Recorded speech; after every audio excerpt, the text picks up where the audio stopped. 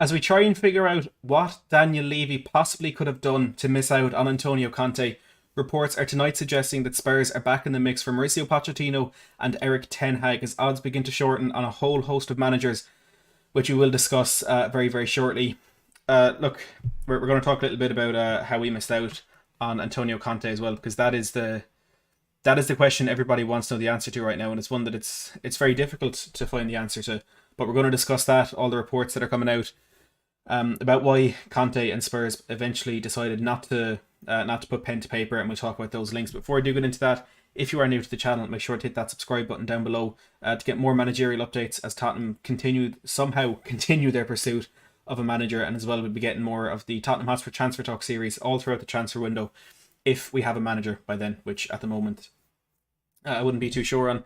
Before we dive into these stories, let's welcome a few people. We've got Dara, channel member, in here in the live chat saying, I have this awful feeling it's going to be Sarri or Potter. He'd hate the two of those. Shauna Blaney, new channel member as well. Good to see you in the live chat. We've got Carlos, Priyansh, random account, Steve Williams, Caleb in there as well. Simon Cohen, good to see you in there. Look, let's talk about this. As Caleb just said there in the live chat, Spurs were actually attempting yesterday to get some sort of deal over the line for Antonio Conte. And it was Fabrizio Romano who was saying that. I tweeted earlier today saying that Antonio Conte has not changed his mind on Spurs, despite the club trying to convince him on Friday. So despite what we're hearing from the English media side of things, it does look as though Conte is the one who pulled out of these discussions, and it's what we all expected. I mean, the fact that Spurs are trying to spin it in a way that they pulled out of this deal, or that, in any way that it wasn't Antonio Conte who did not want to come to Spurs, I think it's baffling that they're trying to do that. But Fabrizio Romano was saying that Spurs were continuing to try and convince Conte yesterday, but they could not get it done. And there's so many reasons, there's so many possible reasons as to why Conte could have turned Spurs down.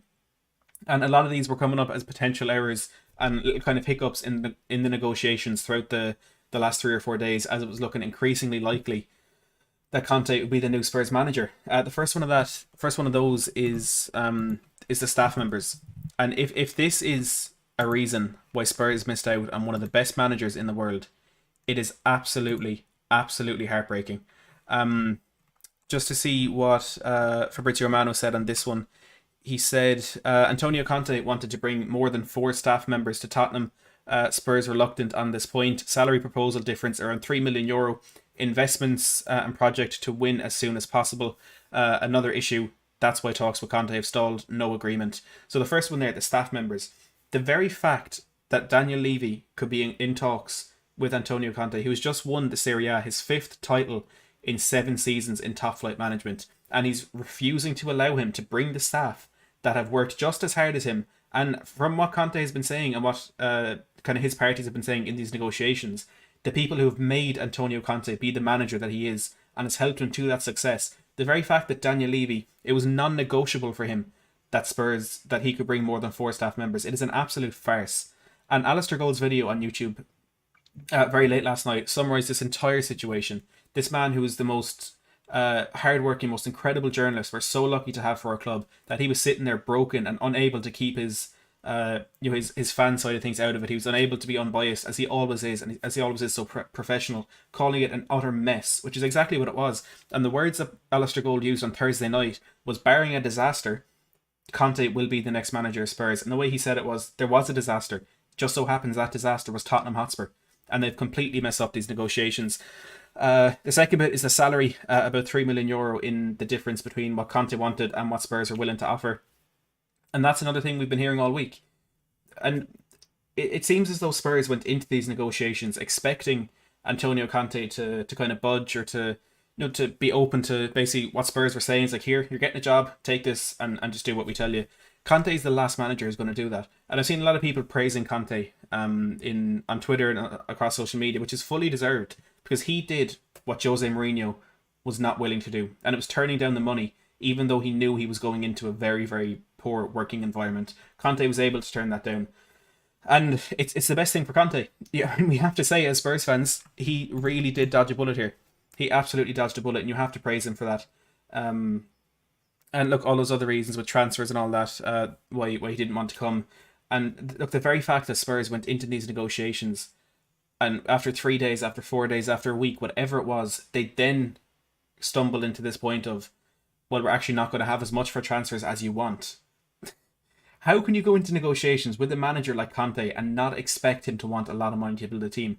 Goal have come out today with a report that is incredibly, incredibly concerning, and it was that Antonio Conte, we had initially heard, wanted it was unnegotiable that Spurs would have to keep Harry Kane to bring him in. What Goal are saying is that Spurs, Antonio Conte was willing to allow the sale of Harry Kane, but on the condition that the majority of those funds raised by the sale of Kane will be put back into the recruitment side of things, and that we would, then work to try and get a striker. Antonio Conte wanted Romelu Lukaku. I didn't think that was going to happen because of how Lukaku has spoken about Inter Milan. I think he's actually outright said he's going to stay, but Spurs, what are you doing?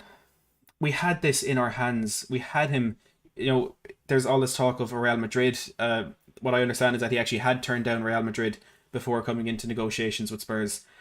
And we had it. He wanted the move. He was willing to take the move, and we just completely messed it up. As Shauna says, the club is a joke, and there's no better way to put it. The club is an absolute joke.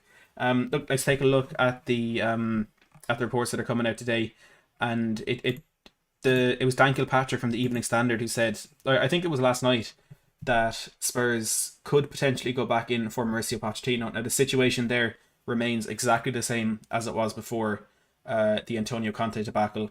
Pochettino, as much as he may want this move, unless he publicly declares his desire to leave PSG, he is not going to be allowed to leave the club. There's unrest within the hierarchy of the team. Pochettino is believed to have a very strained relationship with the sporting director Leonardo. A lot of reports suggesting that one of them will have to leave this summer. However, as we're seeing in the last couple of days with PSG trying to hijack our move for Fabio Paratici, it looks as though they're willing to replace Leonardo before Mauricio Pochettino. So I think if they replace their sporting director, who has been there for years, in order to make Mauricio Pochettino's life easier, he's there for the long haul, and he will be there long term, and that is a big concern for Spurs. Now on Fabio Paratici, it's an agreement, deal done. He's going to be signing next week, so the concern there is fine. He's now going to be in charge of the managerial hunt. Will it be Poch? Will it be Erik ten Hag? Again, these are what the reports are saying. I don't think it's going to be Pochettino. I would be absolutely shocked if Pochettino is the next manager of Spurs. Again, it's in the exact same situation. We're in the exact same boat. He needs to publicly announce his desire to leave, which he's not going to do. He's not that type of man.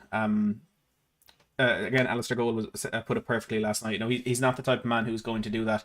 He's not going to betray the PSG fans like that. He of course loves that football club. He played there for a while in his career as well, and he's spoken during his reign at Spurs. He spoke lovingly about PSG, and there were a few times there when they were without a manager, and there was talk of Pochettino maybe going over. Now, of course, he didn't do that. It seems as though he does love Spurs more than he loves PSG, but that love isn't enough to make him go against all of his morals, all of his what he stands for, and to come out and publicly announce his desire to leave. So as much as Dan Kilpatrick is saying that Spurs could go back in for Mauricio Pochettino, that's dead in the water. Fabrizio Romano, Alistair Gold both said the door is closed on that one. It's not going to happen, and I think we need to move on. And then, look, the question is, what happens with the board then? Because a lot of people said it. I said it quite often, and so many others did over the last week or two, that if it isn't Pochettino or Conte, it could be the end for Daniel Levy and this ENIC board, who could face a massive struggle to get fans back on side. And this entire thing could have been them trying to get the fans back on side. When it was initially Mauricio Pochettino, we were looking for that Poch-like manager, and he's the ideal candidate for that because he is Poch, of course, and also he's one that is in the hearts of all the fans, and that the majority, if not all of Spurs fans, will be happy to see him back. When that didn't happen, they were still kind of leaning towards, when we need to do something to appease the fans, and they went completely against the type of candidate, the type of manager they were looking for in going for Mauricio Pochettino. And Alistair Gold said something last night that I it made me feel sad for Steve Hitchen, and that's something that I never thought could happen. But essentially, Daniel Levy gave Steve Hitchen the list of characteristics, the list of a lot of what was put in the message in the final matchday program of the season. This is the type of manager we want. Give us some candidates, we'll go and get one. And Steve Hitchen made this list. Pochettino was on it. Steve Hitchen was said to be banging the drum of Mauricio Pochettino quite a bit. There was Erik ten Hag, I would imagine, who Spurs were in talks with before the end of the season, and Daniel Levy just ripped that all up and went, no, we want Conte, because he's the man that will make the fans happiest. even though he's not what they were looking for. They explicitly said the type of manager they were looking for. Made Steve Hitcham work on all that. They went the complete opposite direction and tried to bring in Antonio Conte and completely failed at it. Jordan Stevens says, any manager appointment now will be a disappointment, and I'm prepared to be disappointed. Only bit of hope left is Ten Hag, and even that underwhelms. Jordan, thank you very much for the super chat. I appreciate it. And that is exactly the situation we're in. And I said it to a Liverpool fan on Twitter yesterday or the day before. We were talking, it was in regards to Rafa Benitez, but I think it's a whole lot more applicable to Erik Ten Hag. And I initially was against the appointment of Ten Hag, and I kind of slowly came around to the idea.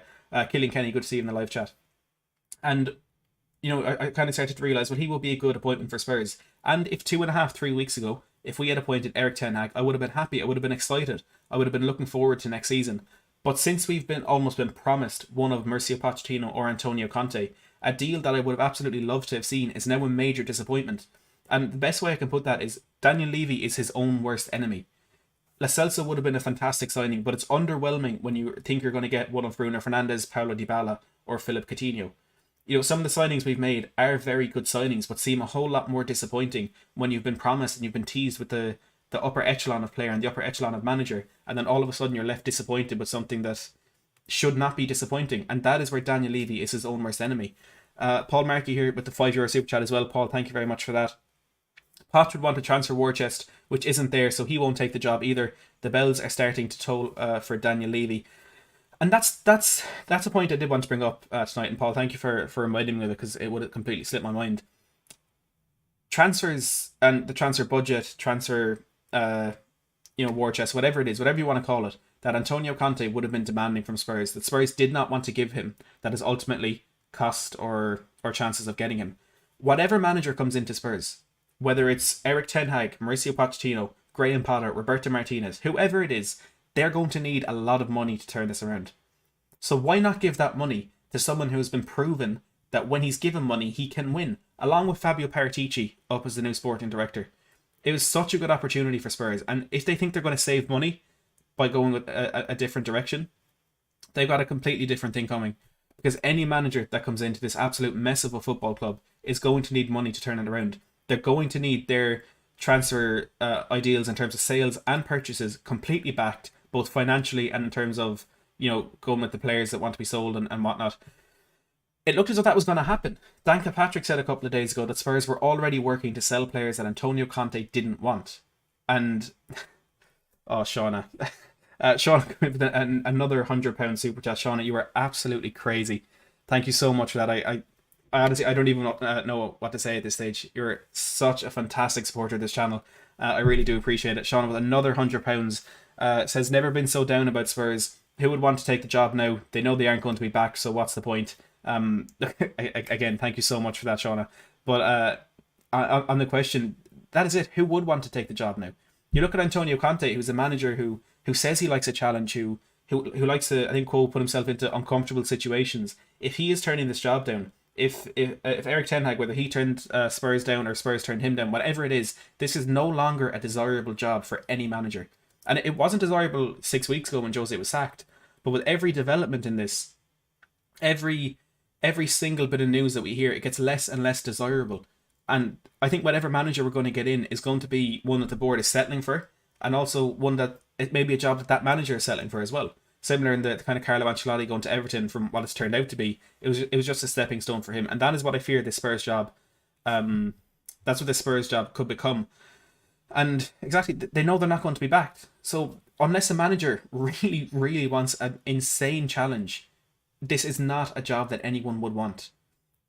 Unless it is a stepping stone in a career. But Shauna, I honestly can't thank you enough. Thank you so much for another huge super chat. It is really appreciated. Shauna says, let me replace Daniel Levy. Well, look, if you want to replace Daniel Levy, go ahead.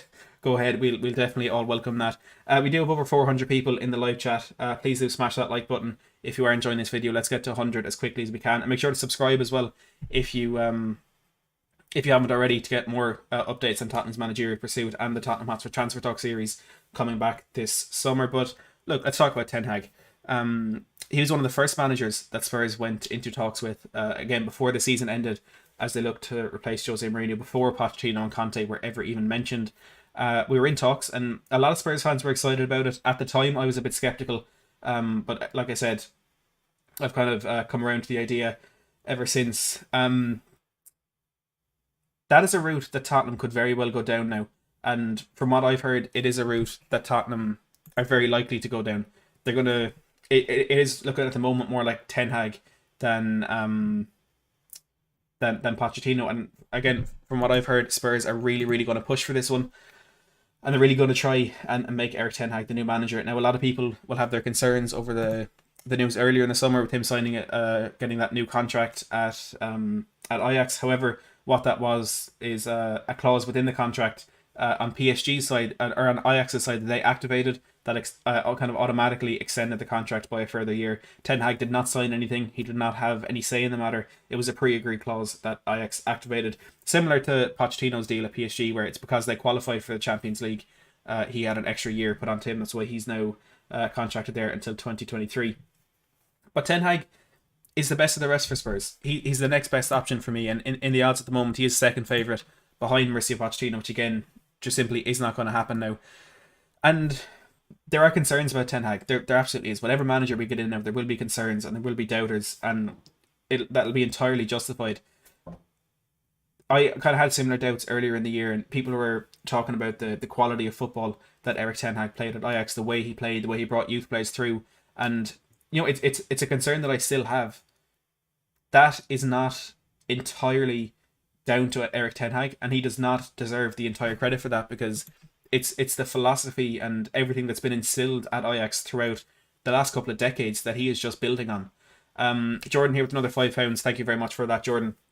Says Levy is stupid, only thinks about the here and now, wants to save money, but ends up sacking managers 18 months later and then having to pay them off. And look, there could have been something like that in that contract as well, in the negotiations with Antonio Conte. He could try and save money if he did have to sack the manager at any point, which is typical Daniel Levy and would not be a very desirable clause for Antonio Conte. But it's thinking about the here and now, and that Conte appointment I do think was very much down that path, but almost because of the quality of manager and because of what we were being promised, it was worth it. But unless we're getting one of the best in the world that will go down that path, we do need a rebuild manager. And it looks as though Levy may now be going down that path. As I said, he's going to really push for Erik Ten Hag now, which I think is a doable deal. If I had to say right now who I thought the next manager of Spurs would be, I would say Erik Ten Hag. But then again, I thought the Poch deal would happen. And then I thought the Conte deal would happen. And I know I'm not alone in that. I know a whole lot of fans were falling for whatever it was Spurs were trying to do. Even Alistair Gold said he was absolutely flabbergasted and baffled as to how both of those deals fell through, and especially the Antonio Conte one, and how he's not the manager of Spurs. Whatever is going on there, it is the most unpredictable club, and as he said, they're the disaster within all of these negotiations. But yeah, on that point, Ten Hag does play very, very attractive football at Ajax. He scores a lot of goals. He, of course, managed to get them to the Champions League semi-final only 2 seasons ago. He's bringing in incredibly talented young players. The players that, if I remember correctly, the ones he gave their debut, you're looking at Frankie de Jong, Matthias de Ligt, Andre Onana, Donny van de Beek, of course, at Man United now, David Neres. And yes, he's done a very good job with them, and he's done a very good job with how he plays at Ajax. But so did the previous manager. And so did the manager before that, and the manager before that, just as the manager after Ten Hag and the next manager will do. That is what Ajax do. And again, he does deserve a great deal of credit for what he has achieved, but it's that we can't just judge him on that, because that is Ajax. Any manager that's in Ajax will do that. We need to think about how realistic it is that he can transfer those philosophies and that style of play to Spurs. And right now, it's not very possible. You need players who are fully devoted to what the manager is trying to do with that, keeping the possession, the high press, everything that Spurs were under Pochettino. And the players at our club right now just aren't going to do that. And they're not going to be the ones that will help Erik Ten Hag be successful at Spurs. Now, it's a massive step up. It's a huge step up in terms of level for Erik Ten Hag. And whether he'll be able to do it is a complete different question. But I would rather him over Martinez or Potter or Parker, whoever the other option is. Ten Hag, I think, is the best of the rest. And again, I would have been happy to have him recently, but now it's a disappointment because of what we have been promised. And it's the very fact that we need to now fall down to the best of the rest is the biggest concern. Paul Markey, €5 super chat. Paul, again, thank you very much for that. Says Ten Hag's style of play will be cut open in the Premier League. He's not the right one for Spurs, and that's a great point. It hasn't been tested in the Premier League. The closest we've come to that is when Spurs, during that Champions League campaign 2 years ago, they beat some incredible teams, knocked Real Madrid out in the last 16, knocked Juventus out in the quarter-final, and then came up against Spurs, and we managed to rip them apart. Now, I do feel there was a lot more than style of play involved in that. You're talking, the kind of mentality, those young players, the complacency, thinking they were done, chances to bring the ball to the corner in the latter stages, which they didn't do, just trying to get their fourth goal. And it cost them the place in the final of the Champions League, which I fully think if they'd reached that final, they would have won it. Look, that's a conversation for another day. It's not tested what he's done and what he's doing in the Premier League. And again, doing it at Ajax is one thing, but doing it at Spurs is a completely different proposition. As Mark says there, ask Frank de Boer. He did very well in the Eredivisie. He managed 4 games in the Premier League, and he lost every single one of them without scoring a goal in a Palace team that Roy Hodgson nearly led to the top half of the table. So there's so many questions, and we had 2 managers who were in different degrees proven in the Premier League, in Pochettino in salvaging us from a very similar situation to what we're in now when he took over in 2014, and Antonio Conte in winning the league in his first ever year in it with record-breaking numbers. And we somehow managed to mess both of those up. But then again, we're Tottenham, so we should be used to it. I had been hoping to make the kind of transition into transfer streams over the next week or two as we build up to the summer transfer window. I was expecting Conte to be the Spurs manager by now, as again, I know a lot of people were. So we'll be holding off on the transfer streams until a manager is announced, because there's just no point in talking about what players are going to come in when we don't have a manager who can decide them. A few people there asking questions on Harry Winks. There are reports from Manchester Evening News that Man United are preparing a £25 million bid for Harry Winks. There's other reports saying that Fabio Paratici wants his first signing at the club to be 34-year-old centre-back Leonardo Bonucci, who he'll try and bring in from Juventus. Eric Cooper coming in with the $20 super chat. Eric, thank you so much. You've had a few big ones in the last couple of days as well, so I really appreciate that.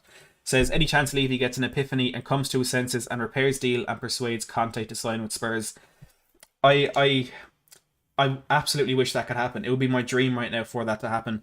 But from what I've heard, there's unhappiness on both sides of the party with this one. So it's not just Conte and his concerns with Tottenham's ambition and their financial means, but also Spurs and are unhappy with, first of all, Conte's demands in how much he wants to spend, but also with his lack of trust in youth. Again, from what I've heard, Ryan Sessegnon and Oliver Skipp were among a number of young players that he wanted to get rid of. He had no faith in youth whatsoever. And look, to some degree, you can respect that from Spurs if they really do want to push on managers trusting youth. But sometimes you just have to make a few concessions when you're getting in one of the best managers in the world who had at his kind of the highest his stocks have ever been. Look, it continues to baffle. It will always continue to baffle. We 500 in the live chat. Again, smash that subscribe button if you haven't already for more updates on the manager, and hit the like button as well. We're on 135. Let's get that to 150 as quickly as we can. Mr. K, good to see you tuning in here. Yeah, we've had a few. We've had a few tonight. Mark Woodland as well. Nice to see you in here. 2 channel members there. Dan Davenport, another channel member, says, what about Rafa Benitez for Spurs job? I've had a lot of Liverpool fans tell me that he would be the perfect man for the Spurs job right now to kind of stabilise the club, and he's just so pragmatic. He won't try this ridiculously ambitious stuff. He'll get us back in the top 4, this, that and the other. I wouldn't be happy with Rafa Benitez. And again, it could be one of those that I would have been happy with him 3 weeks ago, but because of what's happened since, it just feels like a massive step back, and it would be a disappointment. I don't think Benitez is the right man for us. He did well in the Premier League. He did well in La Liga, this, that and the other, but that was back in the time where Jose Mourinho was at his prime. Football has changed a lot since Benitez was last tested at the top level.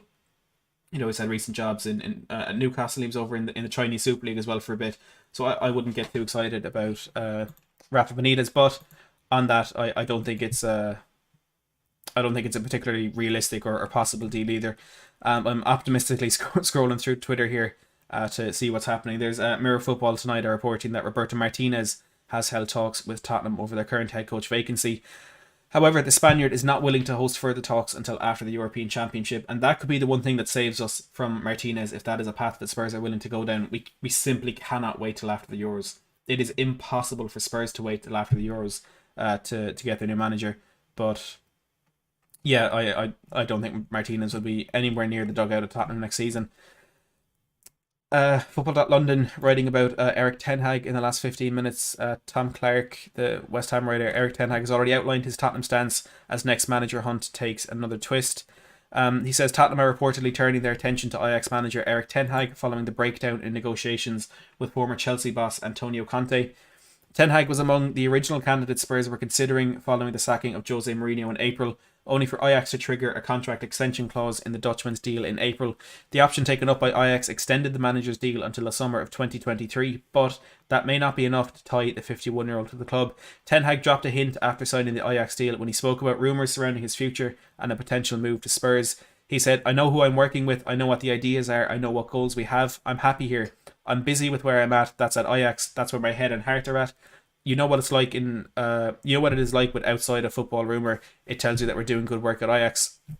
I don't want to rule out that could have happened, but I know what I have here." So Erik Ten Hag basically admitting he could have been the new Spurs manager, but we do believe Spurs pulled out of it.